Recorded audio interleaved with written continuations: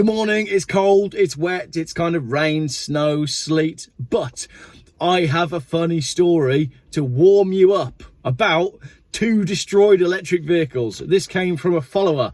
This is brilliant. You ready? Hi Geoff, hope you're well. Finally have the full story of the destroyed EVs.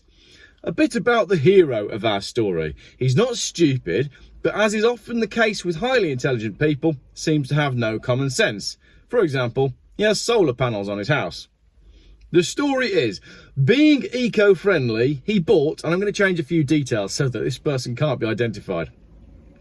Being eco-friendly, he bought a new electric vehicle, and after a week, he pulls up in a car park.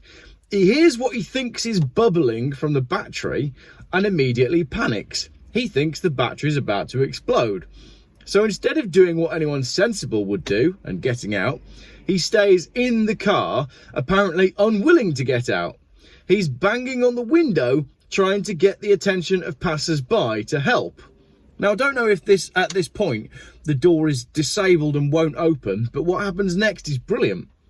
Eventually, the fire brigade are called, and instead of cutting into the door to get it open, they cut it off. They cut the whole door off. The battery doesn't explode, so now he has a car that works, but has no driver's door.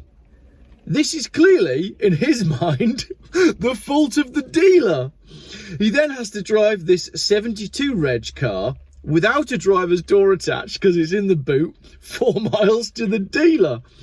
Amazingly, they replaced the car. He thought it was a loan until his original was fixed. Hang on a minute.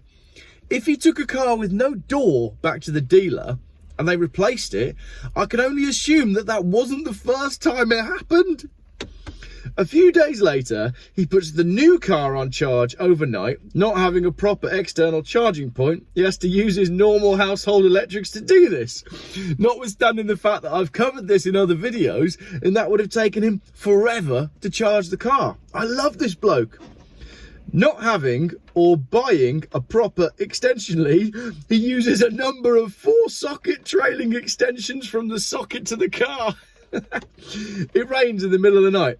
He hears a massive bang from his garage and gets up and goes to find his garage electrics are on fire, which he manages to extinguish.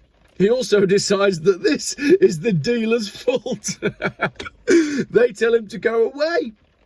So this new car is now sitting on his drive, and being the bright spark, no pun intended that he is, he cancels his insurance.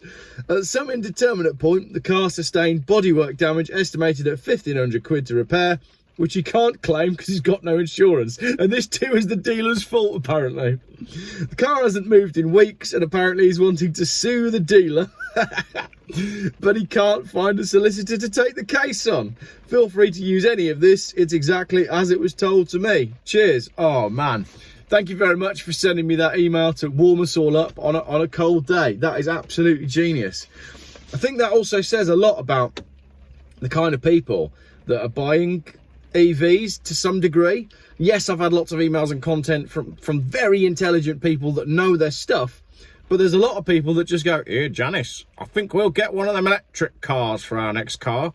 And they don't look at any of the implications of it. So, if you have bought a brand new electric vehicle that definitely wasn't made by a British company that was sold purely as a brand to China, so they could sell cars in China underneath an old-fashioned British 2-letter moniker badge...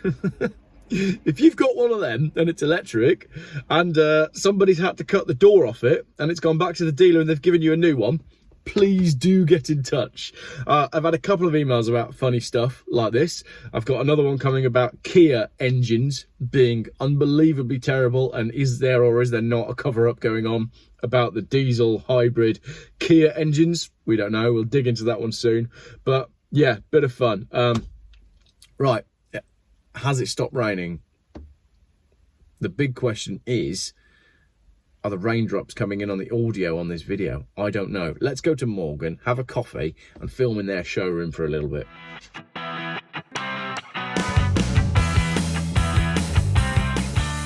Geoff buys cars. Still, YouTube's most boring car channel.